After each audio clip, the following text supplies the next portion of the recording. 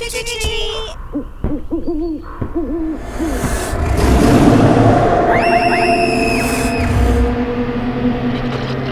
listening to Dead Candy, dedicated entertainment for the dead.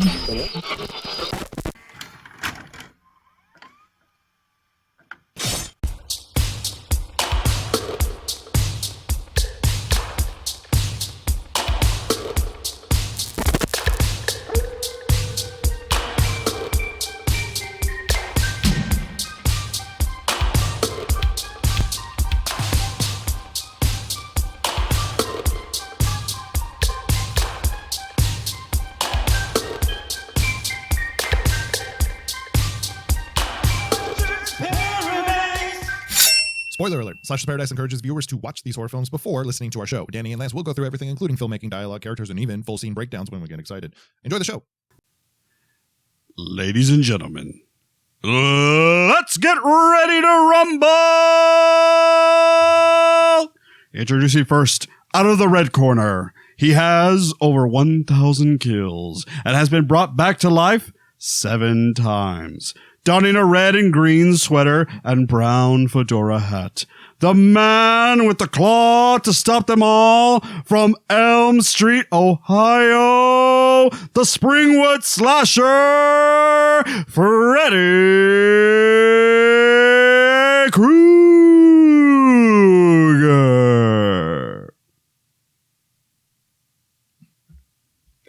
Now, ladies and gentlemen, out of the blue corner, his opponent, over 1,200 kills, 10 times resurrected, and he's got one mean machete.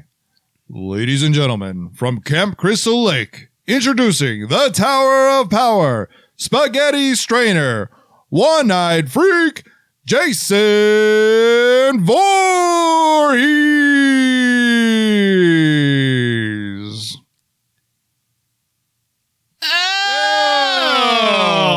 Welcome to Slashers Paradise. We're in the ring tonight. Pow pow, baby. It's time.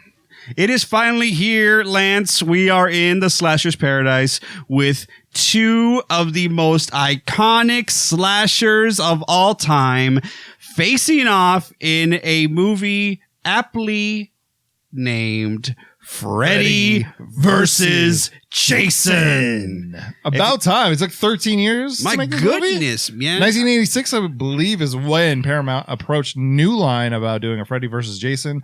New Line now owns both properties, so now we get Freddy versus Jason in 2003. I mean, honestly, this might have been finally the first time. I mean, it is the first time we see them, but dream scenarios or matchups for fans have been happening since the beginning, since the first time these folks ever entered the Cinemaverse, right? It'd be like, oh, it'd be so cool, my friend. And it's the guy, he's back. The guy who wrote into Fangoria, he's back. Yes. Oh, it would be like so cool if Freddy and Jason just like tussled. I would just like absolutely love it. But like, if you can't make that work, fine. I'll just write like a graphic novel, but it's okay. But just make sure there's like tons of nudity, and I hope that Freddy wins. And then they would get another report, and it would end almost, it would be the same thing. Okay. And then it would end with, but just make sure that Jason wins. Okay. You know what I mean? Yeah. Mm-hmm. Okay. So who wins in this? If it's New Line that owns Freddy first, and then they get Jason, who wins? I think this is what the problem was from the beginning, Lance, is like, how can we make sure that each franchise, each IP, each iconic character is given their just due? You know, you don't want to chump them out, right? Nobody wants a job to the other. Right. Because we're talking wrestling terms, essentially. We're protecting one. You're protecting the brand for both of them. Right. And it's only smart business to do that. Absolutely. Because, like, let me just give you an example. Let's peek back the curtain real quick. If we are already going to stay on wrestling terms, what it's called is when, let's just say you have 2 super icons like, I don't know, The Rock and John Cena. You're not going to get one match out of them, which would be fine. Yeah. It would be fantastic. It could be. But what would be better is if you got maybe 3 matches out of them, and you took so much money from everyone. Right. So the way you do that is by protecting each opponent and component of the matchup, and you don't job one out to the other. So in this case, you have Fred heads, a lot of fans of Freddy who do not want to see Freddy lose. I would be in that camp. Okay. And then you have a lot of, hockey team fans of the goalie, fans of Jason who do not want to see Jason lose. No, absolutely not. Why would I want to see Jason lose? Would you be on that side? Yes, absolutely. I'm on Jason's side. I grew up watching Jason Voorhees and Michael Myers, so I'm going to take Jason's side 100%. I grew up watching all of them, obviously, but when Jason came out, I was like, you're trying to be Michael. Peace out, Holmes.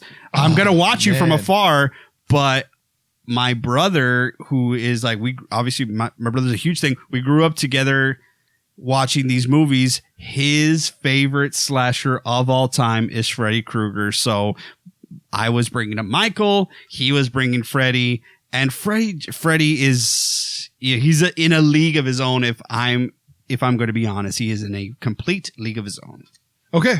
For our listeners, welcome to Slasher's Paradise. If you haven't realized, that's Danny and I am Lance.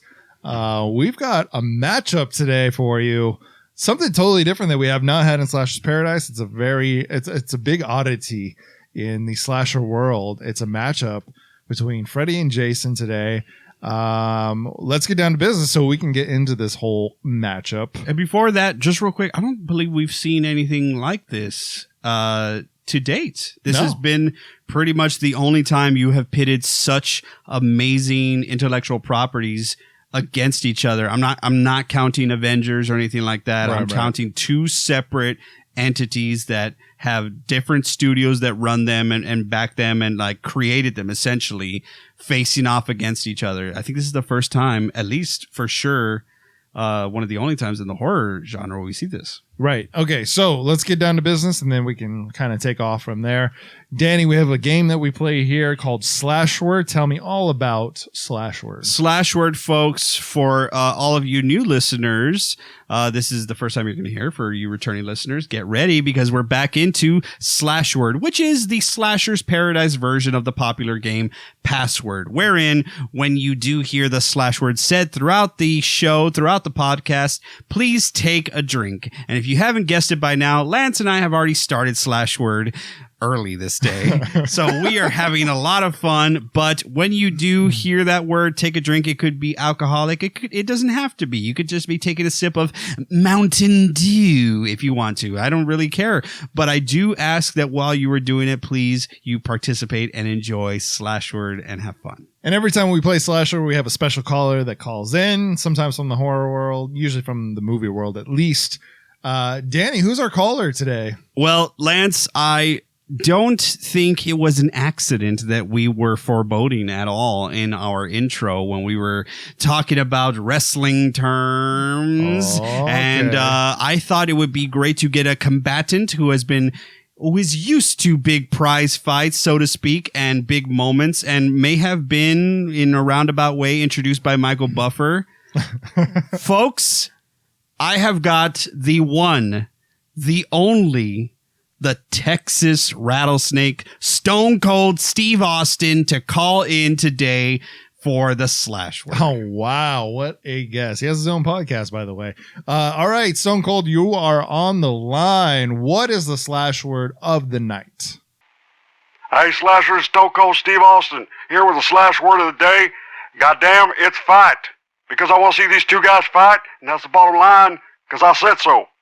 Thank you very much. Thank you very much. I think he would appreciate what we're doing because he loves to say that whatever someone is drinking is a good, libation to have if it is alcoholic. But he does love to, talk about his own drinks and call them tasty beverages. Because Stone Cold does have his own line of beers, if y'all aren't aware. Some tasty beverages. Actually, you brought me one of his beers. It was amazing. Was it the IPA? Yes. Yeah. The IPA was so good. You actually brought it when we recorded. He has the IPA. He also has an American lager out, which makes way more sense if you're going to be doing beer bashes and such. It's just not as heavy. Probably, I'm sure the alcohol level is up there as well, but it's more like a domestic. I think the next time we record, we need the IPA, though. It was very good. It's like a tangerine Tangerine Dream come true.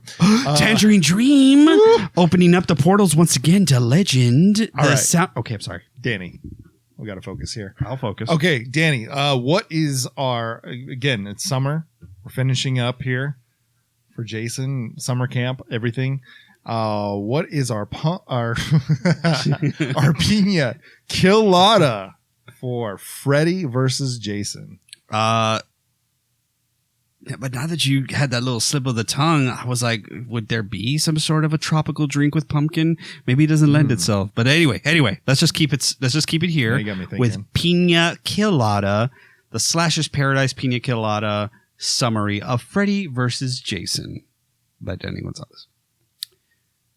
Two iconic slashers finally have clashed in this otherworldly showdown that pits Freddy Krueger versus Jason Voorhees, wherein Freddy, who gets his power from the fear and lore that he presents when he kills people, has lost his power because folks have forgot about him. So Freddy, in the depths of hell, has searched for someone to, in real world, mimic his kills so that folks can start talking about Freddy again, which would then regain Freddy his powers and then thus allow him to return to kill again. But in doing so, he resurrects none other than Jason Voorhees, who is a non-stop killing machine and just doesn't know when to turn it off. So Freddy, having done that,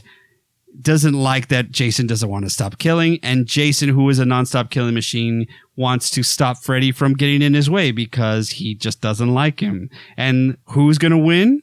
We'll find out at the end of Freddy versus Jason. All right, well done. Quick breakdown of Freddy versus Jason. The movie was released on August 13th, 2003. Great year. Great year. Budget was $30 million, and our box office was $116.6 million. We got $36 million on the opening weekend. Beautiful. I was there. We made all of our money back in the opening weekend. Can you imagine? Fantastic. I think I was there too. I do remember seeing this in the theater. Yeah. It's directed by Ronnie Yu. The writers consider Wes Craven, Mark Swift, Damian Shannon, and Victor Miller. These are kind of writers, you know what I mean? Like, these are their characters, so they had a touch of writing in this. Well, Victor and Wes would be based on characters, but they made the main writers are the other two that you mentioned. Exactly. All right. Starring Robert Englund, Monica Keena, Kelly Rowland, Jason Ritter, Chris Marquette, Catherine Isabel. And that's all I'm going to go with for now. And Ken Kersinger, right? Sure. Yes. He does star. He's okay. Robert Englund is the superstar, but Ken Kersinger is the one that is playing Jason Voorhees. We're going to get into that. Yes. That is the breakdown. Now we can get to the final battle. Well, so Danny said this in the Pina Colada. It's Freddy's not remembered at this point. Nobody knows who Freddy is anymore. he can't come back if no one remembers. He can't come back if no one's afraid. What I love about the way this movie starts, Lance, is that they do the old trope of, let's just remind you folks, these are the players. Mm-hmm. But it's really tough because you have a task of showing an entire motion picture, an entire feature film, but you cannot waste time with backstory. But you do have to catch the folks up, even the casual fans, because you do want to make money, right? So you got to tell Jason fans who have never seen Freddy, which is real. Yeah. Like, that is legitimate. There are folks who watch Friday the 13th and have never seen one single Nightmare on Elm Street, and vice versa. So you are catching both folks up in a bloated intro that has Freddy. It really does. It has Freddy Krueger basically fooling Jason to come back to life by impersonating, mimicking, taking on the form of Jason's mother, who is presumed to be Mrs. Voorhees. It is not Betsy Palmer, who is the original Mrs. Voorhees. that is not who is portraying Mrs. Voorhees right now. Well, we have someone else. But here's the thing. I love that she tells Jason, my special boy. And you're just like, oh, yay. They're doing they're talking about Jason. And it's not Betsy Palmer, but it's somebody who's talking about Jason. And you're like, yay, I'm so excited. And then she goes, no matter what they do to you, you cannot die. You can never die. I'm like, ugh. I hated that. It sounded so fucking loose. It sounded so weak. I'm like, you have to, in literally what, 5 minutes into the movie, you have to say something so... Like, okay. Is he going to put more effort into not dying? I don't understand the line. It feels like a big throwaway line. You know what I mean? I think this line is more intended to tell everyone this is what Jason's all about. Mm-hmm. And I hate it. I hate every single minute of the way that line is said. However, Lance, before I get too ahead of everything, I do want the folks who are listening, thank you all so much, our slashers out there, for coming into the Slashers Paradise. I do want you all to know I like this movie. Me too. I like this movie, Lance. I do too. It might be rooted in when I watch this movie, there may be a lot of nostalgia. Nostalgia sells, as we know. It's always going to be. And there might be something there. But I watched this again recently, and a lot of the same feelings came back of what I love about this movie, or like, in the sense. But I do want to say that I am not... This is not going to be a shit on podcast like Just Goes to Hell or anything that is like really trashy. But I will say, folks, I like Freddy vs. Jason. I have such a fun time with it. I can also speak for my wife, who also enjoys the shit out of this movie too. So I really enjoy it too. I think for the time that it finally came out, it does justice to both worlds in that era. 2003. I have to say, I'm going to say it right now, I love the fucking soundtrack. Like, it was so me at that time. I want to talk about special times and good fun times for us. Black eyeliner, Lance, that you... I wasn't into the spike. No, I was into new metal, and that's what the entire soundtrack is. But it kind of fits the movie because the movie is so freaking fast paced that you're like, oh yeah, metal music makes sense. You know what I mean? It's all rock. It's no like Friday the 13th. There's like it's a weird middle because there's not like the Friday the 13th soundtrack. There's not the Nightmare on Elm Street soundtrack. It's just what was modern at the time. And it kind of fits the movie because it's so fast paced and rock and roll based. I'm like, yeah, I like it. I'm in. I bought the soundtrack. I played it to death because I loved it so much. Lance, I feel like I let our listeners down for last episode. Our last episode? Yeah. Jason X? Yeah. No. Yes. Jason X. I don't think I mentioned one time anyone's hairdo, so I must talk about it in this one, Lance. I'm a victim. I swear. I was alive at that time, and I was alive in the sense of like I was creating my own hairstyle, give and take, but it is so hilarious to see every dude in this, pretty much every dude, mostly, has the Caesar style haircut. The bangs are definitely there. Nobody's doing like the hair raised or anything like that. Even if it's to the side or whatever, they're mini bangs. But every dude has that sort of like messy, grungy, just sort of like that was the time. That's what it was. Yeah, they put LA looks in their hair. Yeah, or nice. Mocos de Gorilla. That is an actual hair product, just so you know, which actually translates to gorilla boogers. Great. So, what a tall order, Lance. What a tall order to do justice to both franchises. Yeah. And still create something where legitimately there is an actual fight between the two where you think, oh shit, there's going to be a legitimate winner. Right. It is a tall order. It's such a tall order that they spent a lot of money trying to get scripts for this. Yeah. Yeah. About $6 million. Good God. Just in scripts that they were going to throw away? So of the official scripts read and like considered for this movie, there was actually 10 screenplays. over 16 writers, and it took, 13 years? 80, okay. I suck at math. 86 to 2003, basically. So that's way over 13 years. That's 16 years? We're talking about they were thinking about doing a versus movie at the New Blood, right? So that's 88. 85, 80. Oh, yes, you're right. 88. Okay, when they were legitimately thinking about doing Okay, one. when they wrote and filmed, though, so like 87, 86, somewhere in there is when Paramount was like, hey, New Line, let's meet up. And this is 2003. Like, horror films have changed so much since then. The styles have changed. We haven't seen Freddy in a few years. We saw Jason last year, but it was a totally different kind of movie. Jason in space. You weren't supposed to think about Jason being here because he was in the future, right? So it didn't make sense. So it didn't care. Nobody cared. But we see Jason now, and okay, let's just break it down real quick. Freddy, when we first see Freddy, he's apparently the narrator that's going to take us through most of this, right? Yeah.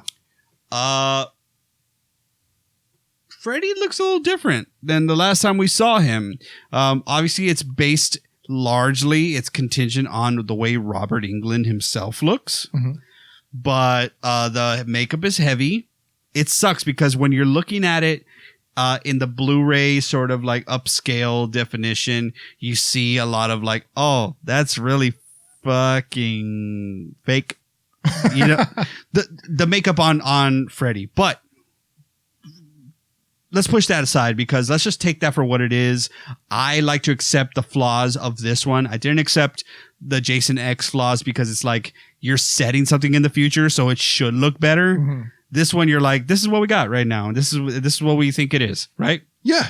It's not saying like, look at the new stuff. Anyway, it doesn't matter. The point that I'm trying to make here is that when you see Freddy, he's talking, he's like, yes, it was the children that gave me my power. And you're like, oh shit, Freddy's talking to us right off the bat. And then they show Freddy, he's breaking the fourth wall. He's talking to us. Yeah. He's got sharp Pennywise style teeth that are like blood stained, like he's bitten something. Yeah, but and they look, but they're sharp. Yeah, they're sharp. And then he's got like these blue, like pale blue eyes that are all red veins. Red veins, not bloodshot, but like red veined eyes. It's almost like he did all the cocaine. All the cocaine that hell had to offer. Exactly. So it's presumed if you were following along the timeline, you watch this and you're like, okay, so Freddy is, I guess, in hell because the last time we saw Freddy legitimately saw Freddy, we saw him in New Nightmare. Mm. But as far as the continuation of the timeline, they're taking it from Freddy's Dead where they sent him to hell, essentially. Right. That's okay. So that's like when you saw Freddy installment. You saw Freddy reach up from the ground at the end of Jason Goes to Hell and pull down Jason's mask through the ground, which was presumably going to hell. Yeah. So it is believed that both of these folks, both of these entities, that is Freddy Krueger and Jason Voorhees, are in hell. So live from hell, it's Freddy Krueger coming in live to tell us what his plan is. Okay. I guess, but then Jason's origin is kind of like he's buried in the ground. So it's almost like a weird translation of Jason Goes to Hell where it's like, no, he just sank to the ground.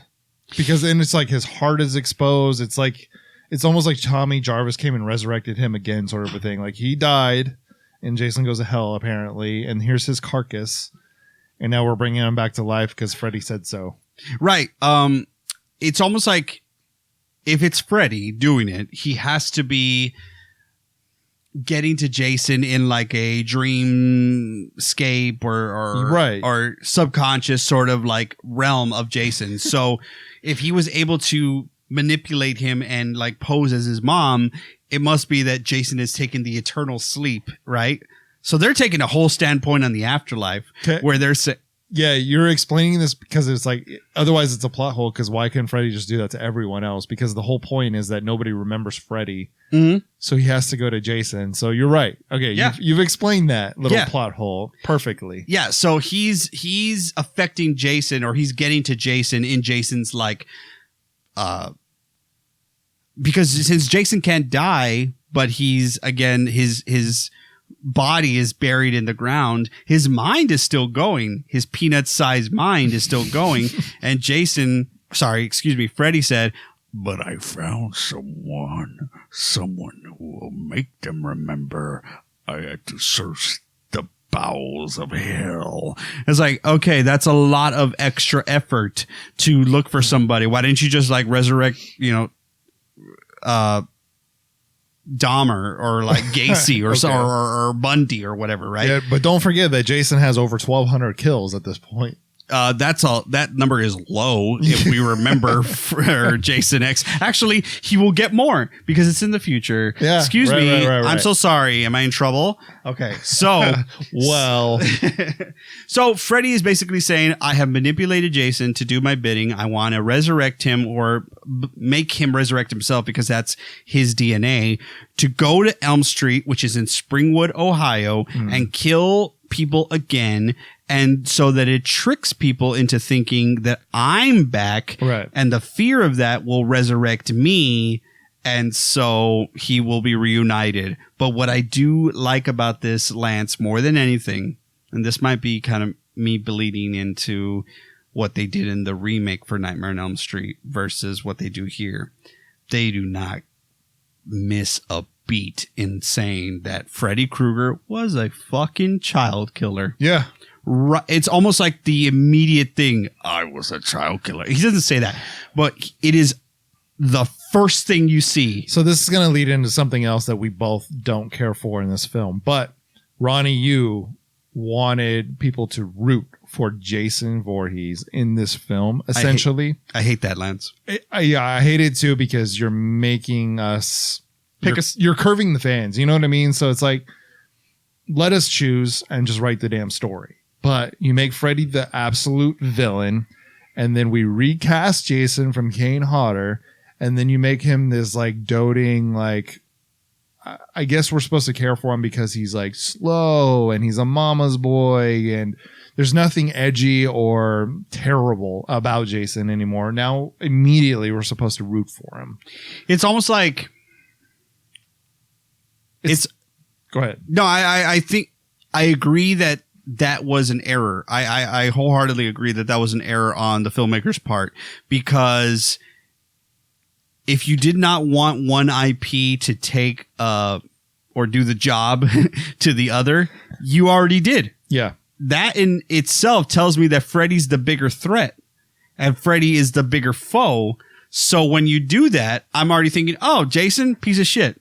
Freddy, even if Freddy loses, he's already which actually is the way I've always viewed this movie, and the way okay, I haven't had like real arguments with people about this movie, but like I've had like a situation where people are like, okay, so who do you think won, Freddy or Jason? I'm like, well, it's obvious that Freddy won. It's freaking obvious that Freddy won, even though Lance is giving me a face. And I'll say, because I'm like, well, if it was a legitimate fight between Freddy and Jason, then we shouldn't be picking sides. But apparently this iteration, this depiction of that showdown wants us to pick a side right away. And I hate that, because I'm like, it should be them against each other. Whether that makes a good movie or not, sorry, I don't know if I can say that. But yeah, it's a lot of what ifs in this movie. And it obviously was for 2 decades, or 3 decades or whatever it was. So, it's such a bummer. But again, we've mentioned this in our past episodes. Kane Hodder was recast in this, and he was waiting the whole time. Like, I want Freddy. I want Robert Englund. It's the perfect matchup. And he actually would have fit really well into this movie. Cause like I said, it's not only fast paced, but it's like this rock and roll soundtrack. Like, it was a fun event styled movie. And Kane Hodder's portrayal of Jason would have been really, really cool to see in this. there's just something about, and no knock on the man himself. He's an amazing stunt performer, and he has a phenomenal career. Talking about Ken Kersinger, who is Jason Voorhees for this, for most of it. Ken had a stunt person do like certain like firewalks and stunt choreography that he didn't do. But Ken Kersinger, I kind of feel for him too, because he's put in a situation where the studio is saying, what we want to see is tall versus short. Right. Is lumbering versus quick. And yeah, I guess if you're playing Super Smash Brothers, that makes sense. But like, honestly, I think it's such a miss because you made this for the fans. So appease the fucking fans. Yeah, I actually agree. And it's too bad because Kane was only, I think, like 2 or 3 inches taller than Robert Englund. That's enough. It's enough, but it's not like a huge difference, and that's what they wanted. I don't care. But Ronnie Yu's direction for Jason was totally different than what we had seen the last 4 movies. So right, so he might have handicapped Kane anyway if Kane had got into the movie. Right? Yeah, I mean that's a good point. I mean he wanted him to be this like. He's not even a killing machine at this point. It's just like you want to root for Jason. We're going to root for him anyway. You know what I mean? The last several films of Jason were like, ooh, what kind of cool kills are we going to get? We're kind of rooting for Jason anyway, but but that's the thing that like, while in chronological order, Jason X came before this in like the time of the lore, Jason X would come way after this. What we see is that, they did not.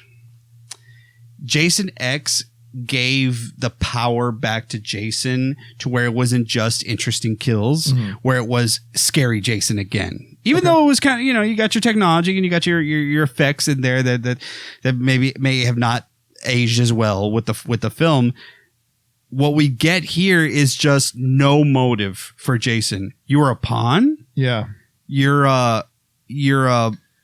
a whipping boy for Freddy? Actually, because there ends up being 3 sides to this fight. There's the human side, which is like, let's fight Freddy. You know what I mean? So they even use Jason on their side of like, and it's a, I guess it's a plot mechanism, to be like, oh, well, the humans in this take Jason's side to use against Freddy. Mm-hmm. So, but there ends up being 3 sides in this fight, unfortunately, which we didn't really want. We didn't really need. You know what I mean? Yeah. So, by the way, when you watch this film, I guess you might as well say Freddy versus Jason versus people. Yeah, truly. It's a triple threat match. It is. So that means that there's no DQs, right? So that means that the champion doesn't have to be pinned in order to lose the title. Who's the champion? Freddy, apparently, the way they made him. That's true. I mean, Freddy was the first to hell, so yeah, I am here. He's there searching for things. He's already laid down the logistics. Actually, if we want to break down, I'm sure eventually I am going to, and I am now holding my hands together and pleading to Lance that we eventually, hopefully in the near future, not so near future, but eventually get into the Nightmare on Elm Street franchise. This has been a tough and a tall task for us, but a fun task to do the Friday the 13th franchise. Yeah. But in the Nightmare on Elm Street franchise, you should believe then if he's a dream demon, he has probably been in hell since he died at the hands of the parents when he was burned alive. Right. That's the confusing part, I think. Does he, like what realm does he live in? Does he live in the hell realm? Is he sort of is he a ghost? So he's in between both worlds? You don't know, right?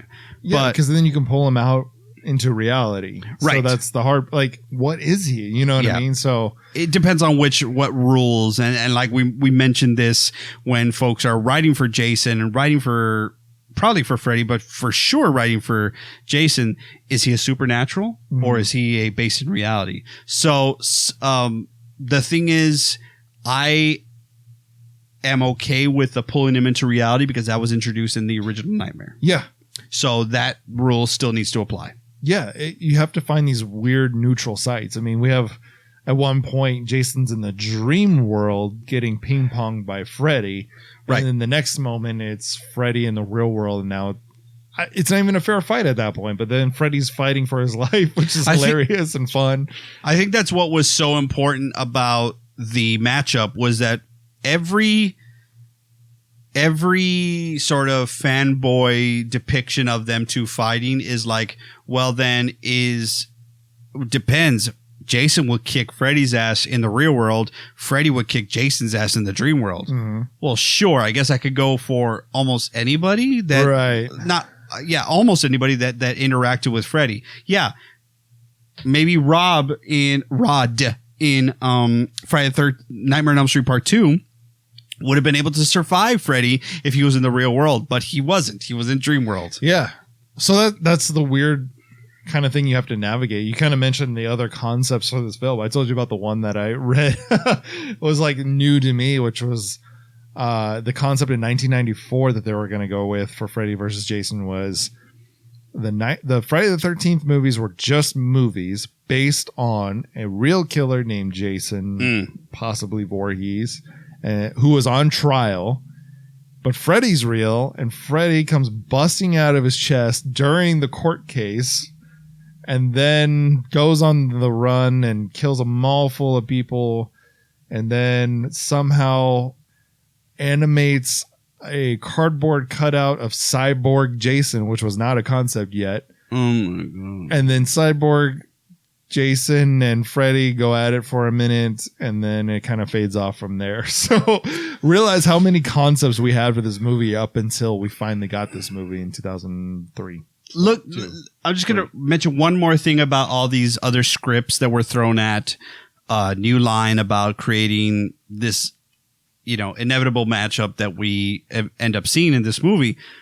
But a lot of, let's say, what was the number about how many scripts they legitimately read? Maybe like 10 screenplays, but there was a lot more, honestly. Most of them had a central element of a group of folks who were Freddy enthusiasts, Freddy cults, people who and that is so ahead of its time. I think that's why people kind of shied away at it. But this is the woulda, coulda, shoulda sort of like world where we live in. Like, also remember that's the 90s. Like cults were huge back then. I mean, cults are huge now because they're reality. Yeah, but back then it was like the backdoor cults. You know what I mean? Like think about Michael Myers and Halloween 6 and the darker, like, gothy cults. Now cults are more like mainstream, but you just don't know it. But what we see, Lance, is that there was this cult of, for most of these screenplays, there was a cult of Freddy enthusiasts who were trying to resurrect the idea of Freddy or whatever, and in such either mistakenly resurrected Jason or whatever the case may be. But that was always the central plot. So obviously they shied away from that. So yeah, that's the last thing I'll say about like the what ifs of the starts. But we got what we have in this movie with Freddy versus Jason, where Freddy is manipulating Jason to kill folks so that they can remember him, and it is now so he can gain his power back. And it is starting. He's done a few kills. We're introduced to a lot of the central characters. You already mentioned them. Monica Keena, who plays Laurie Campbell, which, if I may say, is spelled Lori, which I met a lot of Lories that were spelled that way. But when you hear it, you hear Laurie. Like boy. Laurie Strode. Okay. There's a ton of those horror reference, as in most Wes Craven themed films, or his involvement in most films. So yeah, Laurie was actually named after Laurie Strode. Great. I wish it wasn't intentional.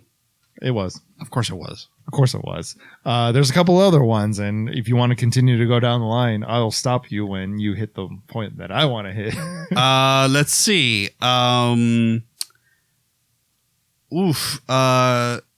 Maybe that's the only one I could draw right now. Okay. Who else was intentional named? Okay, so it wasn't necessarily the name, but I'm just gonna go on I'm not gonna go on a rant. I never go on a rant when I say I'm going to go on a rant, but please do this time. Catherine Isabel, who plays Gib. What Kip? Gib.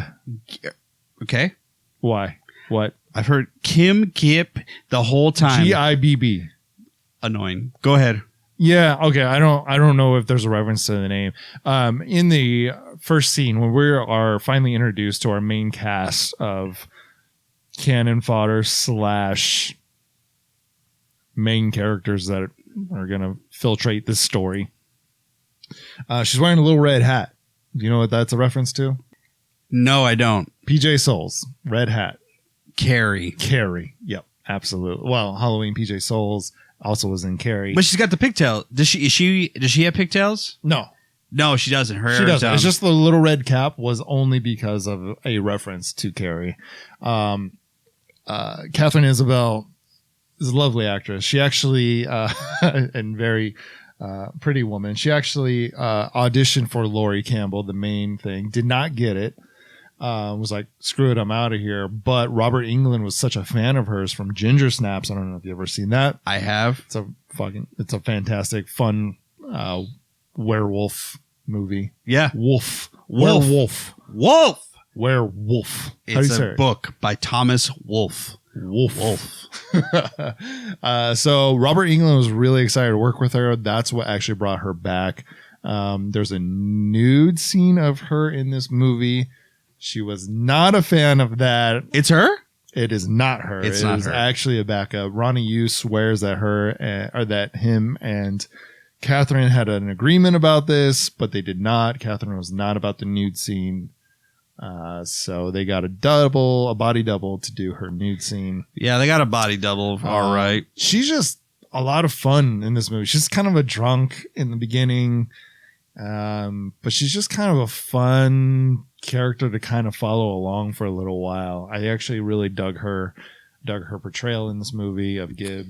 Gib is fine. I think Gib is fine because she seems like she's got a motive that is centered in reality, and it goes one way, and you expect that character to act that way.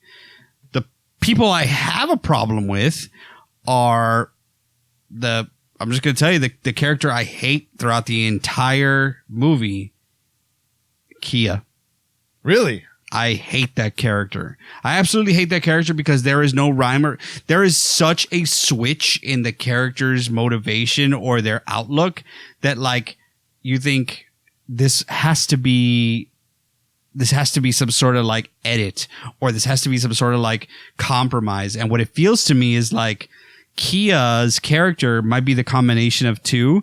And now that I'm thinking about it, the two original writers actually hired a consultant to come in, and I forget the name right now, but I want to say something like Caruso, and I apologize, folks, but came in to edit the script, which was originally, the runtime was originally over 2 hours. Right. By the way, sign me up for that Freddy versus Jason, because I'll be there. I will be there 10 times in a year. I don't give a shit. The point is that Kia's character, I feel, is two characters jumbled into one. She's unreasonably, uncontrollably mean and cruel to some of the sort of auxiliary characters, and then just has like a pivot that's like, wait, that's not the way. If you've already told us you're an asshole, you wouldn't be acting that way. So I actually, and then honestly has one of the most horrible lines in horror movie history. Which one? Not going to say it. It's at the very end, but I'm not going to say it. I'm not going to say it out loud, but it's using a very derogatory term. And a lot of folks have to come back and be like, yeah, don't know how that got into the script. Yeah. Or yeah, actually, that's true. Yeah, Yeah. a lot of them are like, ooh, we missed that one. yeah. And even at the time, that word was taboo already. Yeah. And there was already a push to remove that from the zeitgeist or the vernacular or whatever the case may be. So the fact that it was said by this character, it has nothing to do with Kelly Rowland, who was chatting with Nellie via Excel sheet on her sidekick, lest we forget. No, it has nothing to do with Kelly Rowland, who I think is a fine individual. It has everything to do with her red streaks in the hair. What's wrong with the red streaks in the hair around this time? Oh, I'm sorry. Am I mistaken? Did we not learn our lesson from Scream 2 and Gale Weathers and Courtney Cox's red streaks, where Dewey actually says nice streaks? Okay. My guess is that was another reference. It has to be, right? Was she actually wearing streaks at this time? I don't know, but what an awful reference. You just needed to be like, hey, do you want to color your hair? Yeah, as long as it's not red fucking streaks. And done. Move on. Doesn't matter. The point is, Lance, I think we may have jumped so far ahead until I want to really talk about my experience. And I think you can agree with when the trailers and the buzz started for this movie, man. Yeah. There is a poster, folks, for Freddy versus Jason that is so good. It is so choice. It is mint. It is just Freddy on one side with the claw. To the left side, if you're looking at the poster, Jason on the right side of the poster. They are being, I guess, lit from the back with like gray, white, and in the middle it just says versus. That has been my absolute favorite poster of all time. I thought I had Jason X. I know I had FVJ in my dorm room. We've talked about this before. This movie made sure that the machete was the weapon of choice for Jason because it was kind of synonymous, but not totally. They had to do this, I think, because Freddy legitimately had one weapon, which was his claw. This movie was the most marketed horror film I think I've ever seen in my entire life. 100%. Like, so you had to have a machete versus the claw, Jason versus Freddy. Like, everything was a marketing thing. And I'm okay with that. Even up into the promotion of it, which we kind of redid in the beginning of this episode. Yeah, folks, they had a full-on weigh-in in Las Vegas with Michael Buffer as if they were two boxers about to, fight in some sort of prize fight, as if it was like Mike Tyson versus Evander Holyfield. It was legitimate. They pushed it all out. And you know what? I applaud the marketing. Do you want to know why? You have ridiculous plot. You have a ridiculous ask. Go for it. Freaking lean into it. Yeah. Get Robert Englund in there to talk trash to Jason. I don't give a shit. Make it fantastic. And they sure as shit did. Yeah. But I will tell you, Lance, it comes from the poster. And oh, baby, sweet Jesus, when I saw the first trailer, oh, it still gives me chills to this moment because I remember me opening my Packard Bell. Okay, that might be too old. I remember my Dell desktop computer and watching the trailer on like the official website because that's where like it was like hosted or whatever. Mm-hmm. And it's like in 1980, this began, which is like alluding to Jason. In 1984, his terror reigned or whatever. That's alluding to Freddy. And now in 2003, these legends collide, and it shows a little bit of Freddy, it shows a little bit of Jason, and then it shows them facing off with flames at the bottom, and then a little bit of VO from Robert Englund saying, "Welcome to my nightmare." And that is enough, but right before they face off, there is a sound grab from this movie of one of the children who is in an eternal sleep or whatever, and she says, "Warn your friends. Warn everyone." Swear to God. Lance, it made me so excited because it's like, yeah, warn everyone. The shit is coming. Yes. The storm is brewing. I am Sarah Connor driving from Mexico into the storm. Mira, en la tormenta, and she's like, he says a storm is coming, and she drives off. She's like, I know. Dun, dun, dun, dun, dun. That's the storm. That's what I imagined as a kid. And I told everybody who was around me, I was like, let's go. As a kid, I mean, like I was in high school, but I was like, let's go. And we went, and I had a fantastic fucking time.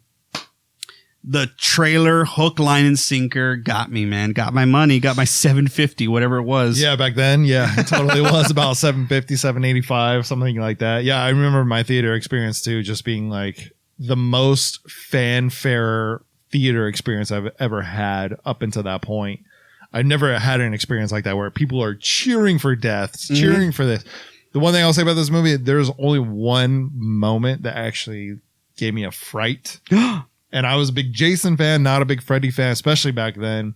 And it was a Freddy moment. And it was the moment of Laurie's dad's kind of consoling her, giving her like the pill sort of a thing. Like, here, take this. This will help you sleep and all this kind of stuff. And then his face turns into Freddy and like comes into frame really fast. It was the only scare of the entire movie because it just feels... Predator actually did this a long time ago. They're like, we want an event film. And I didn't understand what that was until I remembered Freddy versus Jason. This is an event film you go and see to have fun, eat popcorn, and talk shit about.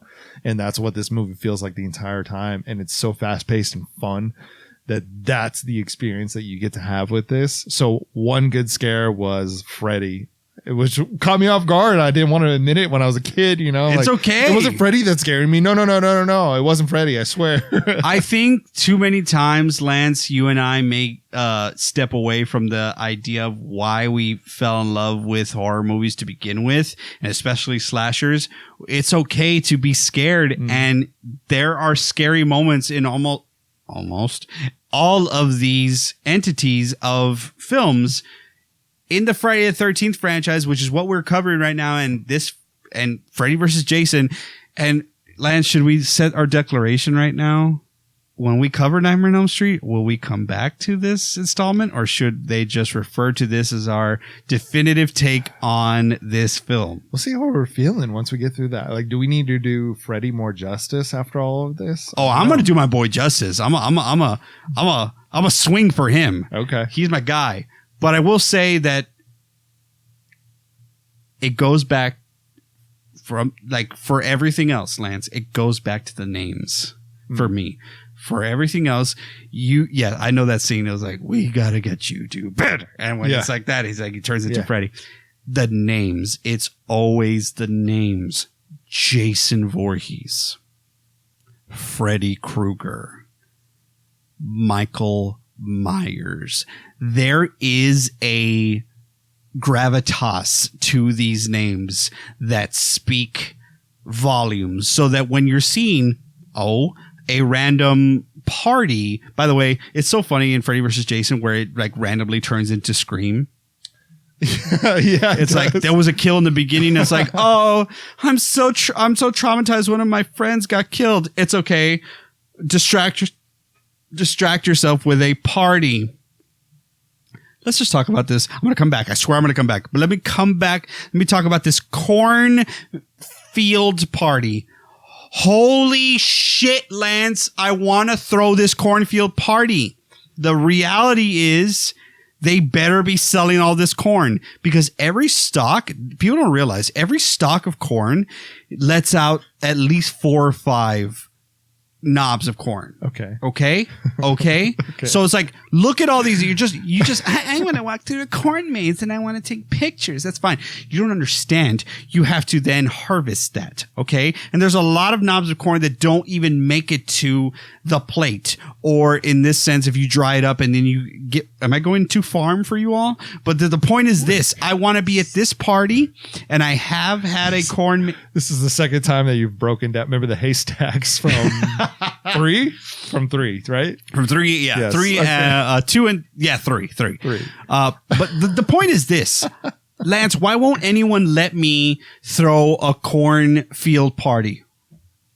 Nobody's stopping you. Why won't anyone let me? So I want to tell you something. So 2003, so this is like beginning of my high school. These were a thing.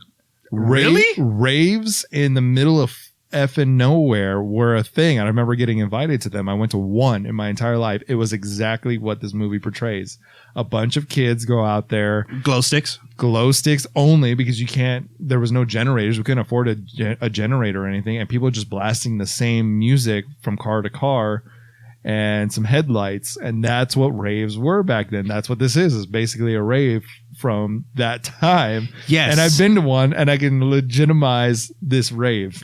This rave is fun. I don't want it, though, to be that. Okay. I don't need that music. Just kind of let's just pepper in some 80s music, you know, A little Oingo Boingo or something? Or what? Maybe a little Oingo Boingo, maybe a little bit of like even flow, a little Pearl Jam. Let's just get into the mood. Okay, but it's the 2000s, man. That was the 90s. If this movie came out in 94 like they intended, then you can do the grunge era. But fine, let's get Power Man 5000. Let's get Rob Zombie in there. There's no Rob Zombie. El Nino. There's no Rob Zombie in the Chimera. early 2000s? Well, in the 2000s, but not in this movie.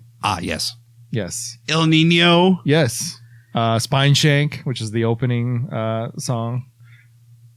I do love about this party is that the guys that are throwing the party, it sucks, but I can definitely identify with number 66, the bigger dude who's like, he's like one of the dudes that's like hosting the party, and he has the quote of all quotes. And if anybody went to Texas Tech with me during my college tenure there, you will know that I multiple times said this line, which I love forever, which is, "This Everclear is kicking my ass." And the other one, he says, "Yeah, let your freak flag fly." Yeah. Sorry, that's Danny, apparently. I really caught a vibe from these two that it was like Jay and Silent Bob, kind of. You know what I mean? It was a knockoff young version of those two. They definitely intended with Jay to be the Freebird. Is his name Freebird? Is it? I don't know. They keep on saying Freebird and or something that sounds like that. Freeberg. But I'm just like, Freebird! I remember I was at a Blue Man Group concert and someone said Freebird and they played it on the marimbas. Anyway, getting back to it, there are some like ultimate quotes in this movie. Obviously that this Everclear is kicking my ass, but also, man, that goalie was pissed about something. Like, that's so funny because it's like, if you have no context, which I thought this movie did pretty well, like there was an attempt at least to comment on the idea that I don't know who the fuck these people are. Yeah. I have no idea what's going on. All I know is that I see a goalie mask. Yeah. And the guy's mad. So it's like, that goalie was pissed about something. Because I feel like we're more in the world of Elm Street, right? I mean, Jason literally goes, think about this, from New Jersey all the way to Ohio somehow. Just walks because he's resurrected from Freddy, and Freddy tells him, "This is your new Crystal Lake, Camp Crystal Lake." So this is Elm Street world. Mm-hmm. But at least Lance, in that walk, he was able to get his eyes corrected, and the wonky eye was able to be switched back to the right. Oh yeah. So thank God. Well, this is a fan film, totally. Oh, great. So that's why. Yes, we got those two quotes, but folks, we learned really quick that the reason that Freddy was able to lose his power, so to speak, was because the town, if you know anything about the Nightmare on Elm Street movies, you know that the parents never believed the kids, right? There was always like that. You don't believe me. There's a man in my dreams. He's trying to kill me. Okay. So they were like, oh shit, this is actually legitimate. There is someone in your dreams and they are trying to kill you. So in a roundabout way, the town of Springwood was able to figure out that Freddy gets his power from the fear of people. So they developed a experimental drug named Hypnosil, right, to then commit the folks or the kids who had been in contact with Freddy to a insane asylum, essentially, and then give the drugs essentially to anyone who was having these nightmares, because in forgetting and not remembering Freddy, you subdued him into a nothing. Right. It essentially suppresses all dreams whatsoever when you sleep. Now, so Hypnosil. Yeah. Hypnosil. Have we heard about this drug before? It sounds very familiar, doesn't it? Folks, tune in to when we cover Nightmare on Elm Street, the franchise. This may be one of the biggest Easter eggs of all time. But Hypnosil is definitely the drug that we have that is prevalent in this film, because our adults are saying they've treated Freddy like a plague. Yeah. And they are saying, if we can contain this right now, anyone who is saying this name, who thinks it's him, who has had dreams about him, we can either contain them to one area and give them Hypnosil so they'll forget, and then thus not spreading the fear of Freddy, which is he's a virus, essentially.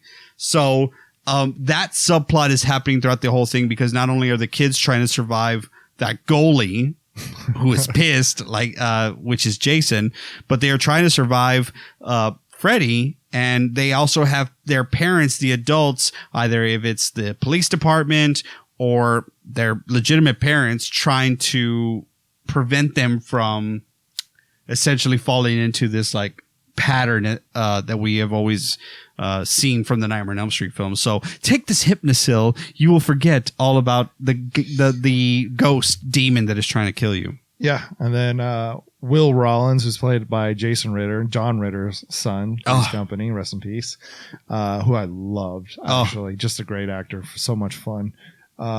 He's actually one of the kids that's in the asylum. The asylum scenes are really fun for me. Like, I think they're really cool and fun. I'm not mad if I'm locked up there. It seemed like totally chill. Yeah, right? Like, even the orderlies are kind of cool with you. Yeah, you know what I mean? Like, it's not Cuckoo's Nest. No. But even Cuckoo's Nest, if you just get rid of Nurse Ratched, it's a good time. Yeah. So there's a lot of like little subplots to this movie, and Yes. we're almost an hour in now at this point, and we're not going to get to all of them because we got to talk about Freddy versus Jason. But we have a group of kids basically that understand what's going on at this point. Freddy is gaining power because these kids are starting to dream about him, and it's starting to spread. The plague is beginning to spread, like Danny said.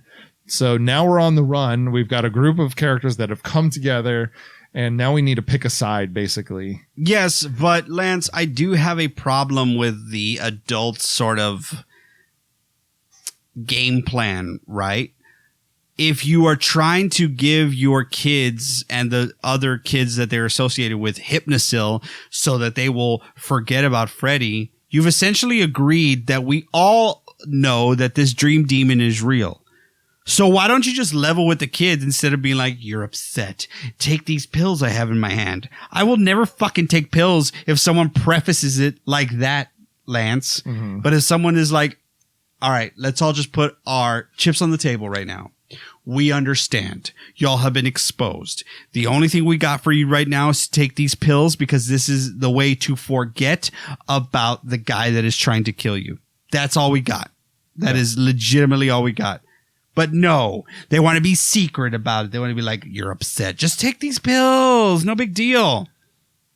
Level with the kids. They'll be all right. And then it sucks because they end up trying to get more Hypnosil. That is like a huge plot point. Yeah, actually. They try to get a lot more of it and are like, well, what, your dad's got some. You try to slip it in your orange juice. Yeah.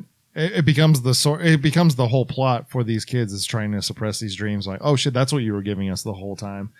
Then Scott Farkas shows up. It's just this huge, you know what I'm realizing now is that we are going to have to break this up into 2 parts eventually. So No! yeah, we're going Probably. to have to. So once we do the Nightmare on Elm Street, we'll come back and do Freddy versus Jason even more. I love it. But let's just dive into some of the awesome things that we know about this movie and how it pertains to Friday the 13th especially. Yeah. I do not agree with the casting of Ken Kirzinger as Jason. I do not agree with the portrayal of I'll just go over here and slash these people up because I don't know any better. Jason Voorhees character. I hate it. I absolutely hate it. So, if you did not want the fans, if you wanted the fans to pick a side and root for Jason, true horror fans would have seen this and be like, oh shit, Freddy's the guy. Yeah. Because he's the legitimate threat. Yeah. But Jason does get his kills. It's fun. I think they did a good job in the end because I'm like, Jason's resurrection makes me feel as if he was just exhausted. It was like this exhaustion of the franchise. You know what I mean? Like, I've been through a lot. I've been through hell. I've been through 2 different companies. I've gone to space at this point. Jason is an exhausted source, so when he's like slow moving and shit, I don't personally like it. I think Kane would have been great for this role, especially again for the pace of the movie and the rock and roll version of it. But him being so doting and like resurrected again is almost like this exhausted, like, all right, like let's keep going.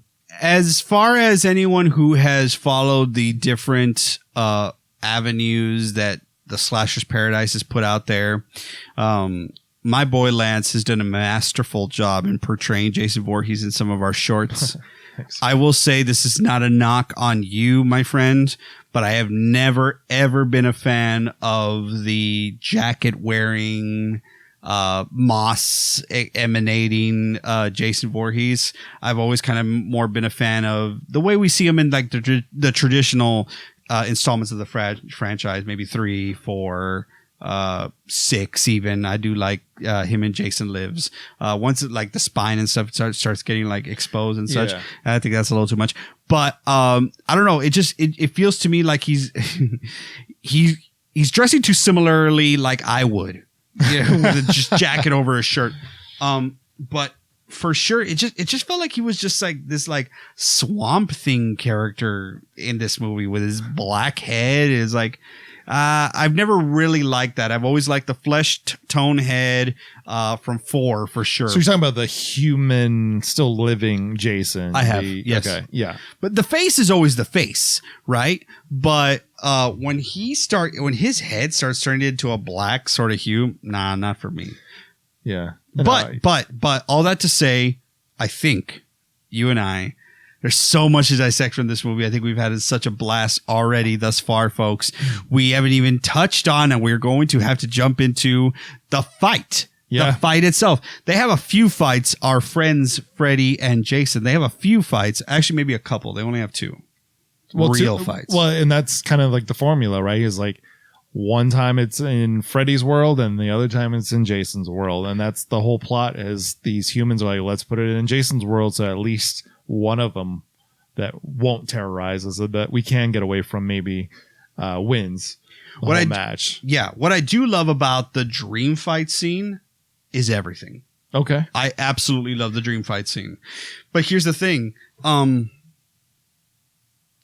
think there is a lot of, it's a dream, so you can like suspend a lot of your, this is supposed to happen or that's not supposed to happen in a dream sequence. So it's like, it's in the dream world. So it's like, yeah, you could be hokey and funny and like you could regenerate arms and things of that nature, which definitely happens.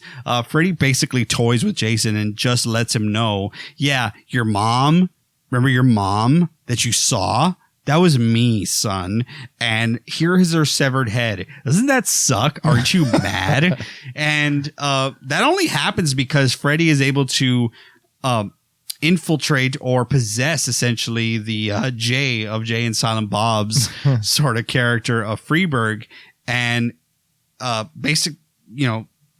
inject Jason with a bunch of tranquilizer. Right. Tranked him. And then infiltrate his brain and then get in there. And as we all know, if you die in the dream world, you die in real life. So Freddy is legitimately going to kill Jason.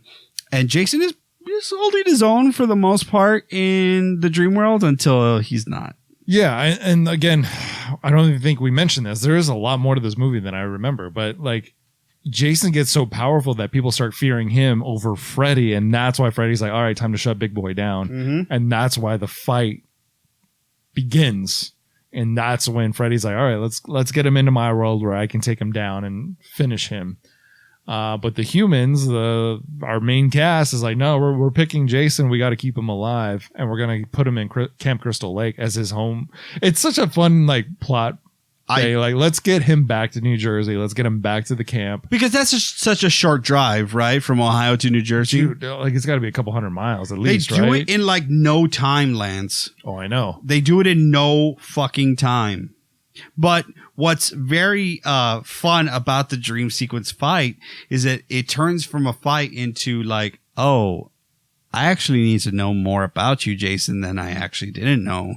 So the fight turns more into Freddy infiltrating even deeper into the psyche of Jason. Physically and mentally, yes. Yeah. He beat the shit out of him already physically. Yeah. So he's already got him subdued because like apparently Jason's now afraid of water, which like I always hated. Yeah. I always fucking hated. That's a really bad interpretation because Jason always used the water. Mm-hmm. As one of his kills or to go out and get somebody. Yeah, if he was afraid of anything, he'd be afraid of sex. Yeah. Because that was what was happening while he was drowning, right? Yeah. He'd be afraid of bullies or whatever the case may be. So, by the way, the bullies thing has never been canon until this movie. Yeah. They fully portray Jason as this like kid who was bullied by the other campers, and it's like maybe I don't know. That's actually not what we know from the lore of Friday the 13th. We know that Pamela Voorhees was working at the camp, and it's like that thing. It was like, oh, my mom works there. I just go and hang out. But was he an official camper? We don't know. Yeah. Was he bullied by the other campers? We also don't know that. But this movie took a stance on that. They said yes. he is bullied and you should feel bad for him because they pushed him in the fucking lake. Well, yet again, it was another reason to root for Jason and be like, oh, he's just misunderstood. You know what I mean? Like that was yet another ploy.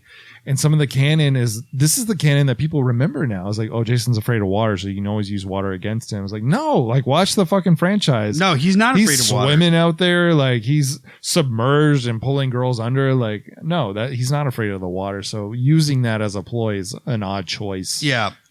There's a lot of like questionable lines, even though I talked about like the ones that I remember that are like so much fun. Right. Man, that goalie was pissed about something, and like this Everclear. There is a line that was in all the trailers. I'm talking about all the trailers, which was Laurie basically in the arms of Jason Ritter, Will, and she's like, Freddy versus Jason. Place your bets. Oh, yeah. And every time I heard it in the trailer, I was like, I like all of what I've seen up until this moment. Except that. I hate this. And you know what? I'm sure every test audience told them the same thing because they cut it out of the film. Did they? Oh, Place Your Bets is cut out of the film. I'm pretty sure it's in there. Unless I have an it's unrated not. cut of it. It's not. It's out. It's out.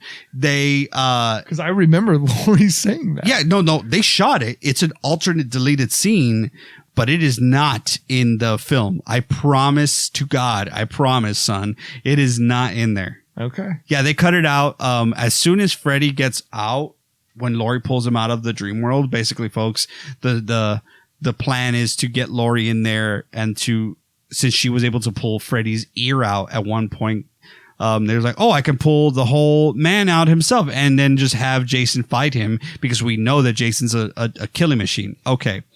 When this plan is successful and they do pull Freddy out, she has this moment, at least in the trailers, when she says Freddy versus Jason.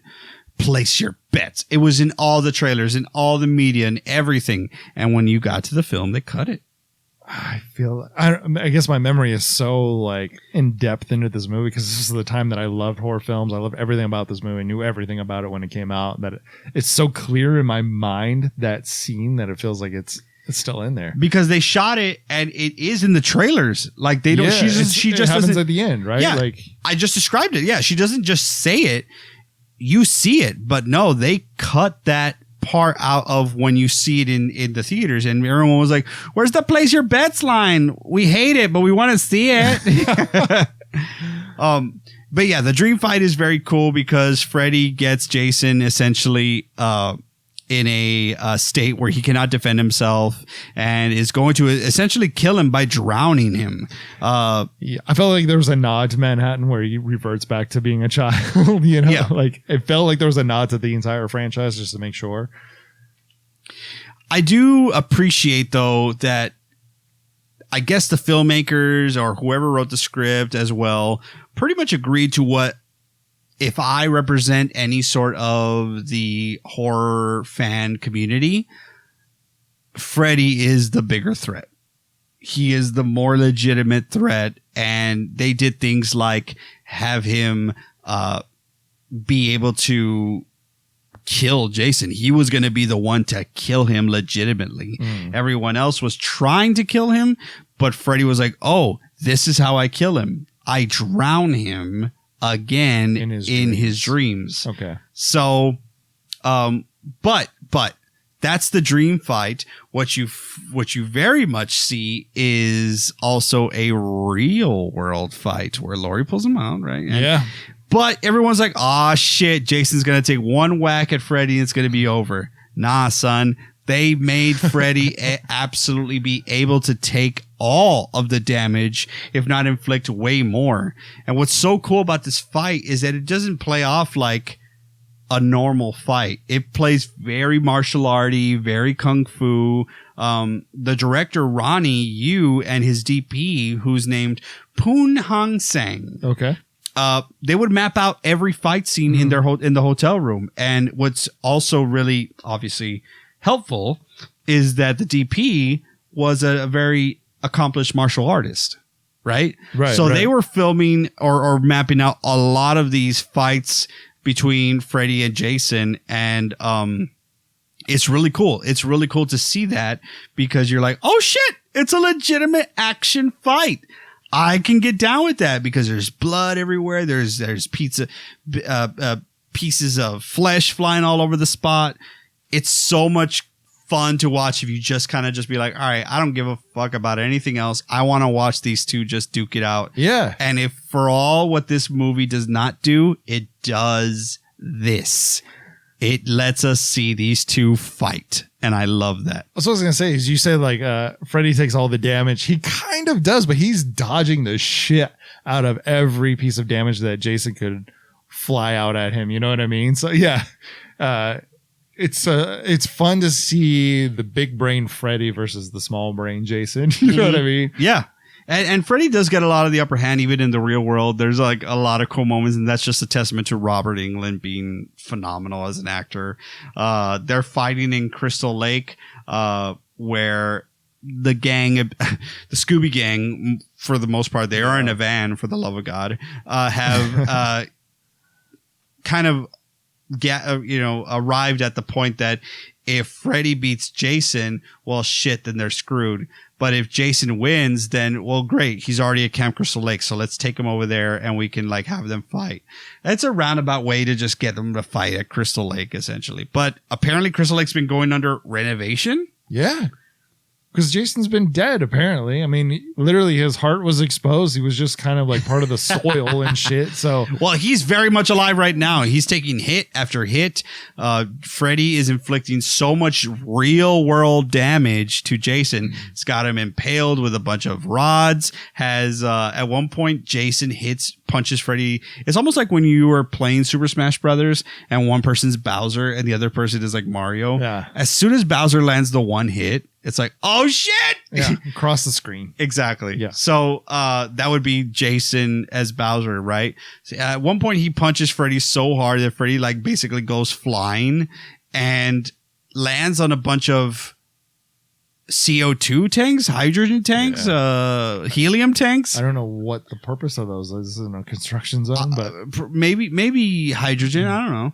But Freddy's like, ah, shit. Because he accidentally scrapes one with his glove, sending it off like a torpedo. So that's a really cool part because he keeps on slashing a bunch of them with his glove. But it also shows you this. Oh, Freddy's actually very strong in the real world, more strong than you might think. Yeah. Yeah, his fighting ability is pretty insane and going against Jason. Even like his flying elbow down on Jason like cracked me up the whole time. It was like, oh, come on, Jason, I'm gonna drop the elbow. Oh, but also kudos, obviously, Ken Kersinger, just because you're a stuntman doesn't mean that you're like, oh yeah, you're supposed to go through this shit. Like, really laid it all out on the line. But Robert Englund was in a lot of these shots, man. He was hanging upside down. He was, in a lot of these fight sequences. I love it. What pisses me off? The people. Yeah. I hate the end. It's a rigged fight. It is. I mean? Like after all of this, and Danny just said it, I was like, you finally let us in on actually seeing them fight in the real world. At that point, all bets are off. It's a fair fight, essentially. So then you have these people coming back, the survivors that are left, which is Lori and Will, and they totally rigged the fight for Jason. They rig it. Freddy is, I think, the clear-cut winner because he beat him up in the dream world and he's beating him up in the real world. He's going to kill Jason. He's at least going to subdue him. Like, Jason's not going to die in the real world. That's probably what the catch-22 is. Yeah, it's like you can do as much damage as you want to him, Freddy, in the real world. It's not going to matter. You can stab your fingers into it, both of his eyes, like he's Michael Myers. He's still going to rehabilitate and be fine. So in the end, does Jason really lose this fight? Because he never dies in the real world. Well, there's always a way to resurrect Jason no matter what. Our boy Jason, which is the reason we're talking about this movie, because we've been talking about the Friday the 13th franchise, gets his shots in. At one point, Freddy, with his glove, has cut off all of Jason's right hand fingers so he can't even grip the machete anymore. And Jason's like, nah, son, I don't need the machete because with blunt force trauma, I'm going to jab my fist or my fingerless hand into you so hard that it's just going to impale you. The way this movie ends with both of them just kind of like trading blows, it's fun. It's a lot of fun. You're almost like feeling like who's going to win. Yeah. And I think that is ultimately what I enjoy the most about the end is like you let the fans think, oh shit, is it Freddy? Oh, is it Jason? Oh, it's Freddy? Oh, is it Jason? Yeah. And that's what we wanted. It's a great back and forth. It's a massacre of blood, which is cool. It's spraying blood everywhere. It's exactly what both franchises needed to kind of do and show us for this long-awaited matchup between the two franchises. So I was really happy with the ending. I was really happy with the movie as a whole. I'm like, there's a lot of ways that this movie could have gone. There's a lot of ways that this movie almost went. Yeah. I'm okay with the way that with what we got. I mean, yeah, even with the deck stacked against my boy Freddy, he was able to come out of the lake sort of minorly scathed, not unscathed, but minorly damaged, and he's about to kill the two kids who have just been a thorn in Lori and Will in his side. And what he is about to and it's cool. It's like this like false sort of ending because you see someone approaching these two and they're just shot from the bottom and you see the machete at the side and you see the legs and you're like, oh dang, it's Jason. Which would have been interesting because it's like you've been helping Jason the whole time and now Jason's just going to kill you. Yeah. But when they raise the machete up, oh boy, it's our green and red sweater wearing boy Freddy who's about to drive the final blow. But earlier Jason had ripped his hand off, his arm off that had his claw on and jammed that through Freddy's chest. And had that been the end of it, Lance? Maybe. Honestly, maybe. But then you get this girl, Lori, to get up, get the machete, and say, welcome to my nightmare, bitch, and chop Freddy's head off. Audible groan in the theaters from pretty much everyone that I was around when this happened. It's like, you are not in the mix. Yeah. It's not called Freddy versus Jason versus Lori. Right. It's just not. Yeah, anyway. It was an unfortunate tail ending because, again, you gave us pretty much everything that we wanted. We got a good enough story to feed us, and you get Jason kind of getting the best of Freddy, Freddy maybe getting the best of like so much back and forth. It was like such a cool fight. It could have been a neutral ending, and it would have been great. Go cut to credits. We have survivors. Who gives a shit about them? I don't care about them. Right, but instead, Lori's the one that prevails. Jason's still kind of alive, but he's like, I'm too tired to deal with y'all, so I'm gonna go to the bottom of the lake again. It regenerates. And then the final scene we see, folks, is cut to dawn, essentially. Fog on the water of Crystal Lake. Jason emerging from Crystal Lake. Victorious. As everyone in the theater thought that they saw the presumed decision. Jason coming out of the lake, holding with his chopped off fingered hand Freddy Krueger's head. Oh my God, that's it. Jason Voorhees is the champion. He has won. And zoom in, though, on the head of Freddy Krueger, who looks at the camera and gives a big ol' wink. With the Nightmare on Elm Street theme just kind of playing the tail end there. And that is the end of Freddy versus Jason. So who won? Freddy. Or Jason. But Freddy actually won. But Jason won because he's not dead. But when you look at Freddy in this moment, it leads me to believe that Freddy won. Okay, but Jason's holding his severed head. And so, I mean, and we saw Jason just being like, I'm going to chill at the bottom of the lake for a little while until the next movie. But let me ask you this. If you were a severed head, would you have the wherewithal to wink at a camera? That just shows me that you are ultimately in control. Okay, you're back in Freddy's dream, but the real fight was won by Jason. What you said this at the beginning of the episode, right? Let's pull into 3 fights. There's not just one fight. There's more than one. So this particular fight, who won? Freddy. Jason. Freddy. Jason. Absolutely 100% Jason won this fight. Freddy won this fight. The last fighter that we saw alive in this movie was Jason. If the head is alive winking at me. It's in a dream. It's not real. So then Jason isn't walking out of the water. No. So what? Exactly.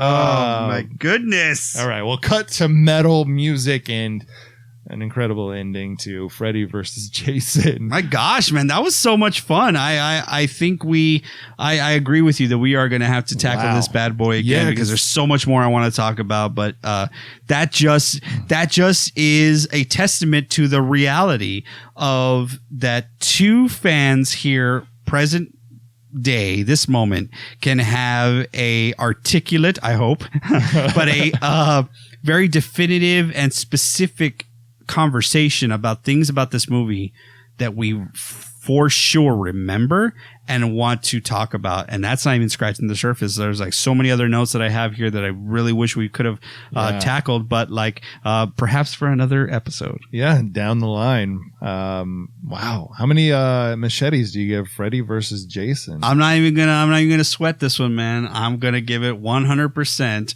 Freddy versus Jason 4 machetes. Perfect. I'm actually agreeing with you. Yeah. Again, it's in if you watch or listen to our last episode, I said it's like in a different tier. Jason X is kind of in a different tier. Freddy vs. Jason's kind of in a different tier. I don't find it scary, but I'm going to give it 4 machetes because it's so rewatchable. And I know this movie like the back of my hand. It's bizarre because of the time it came out and how many times I've seen it since. I remember the day the DVD came out, all the special features, and my dad was coming back from work. I'm like, yo, Dad, I need you to pick up Freddy vs. Jason. It came out today. It's on a Tuesday at Best Buy.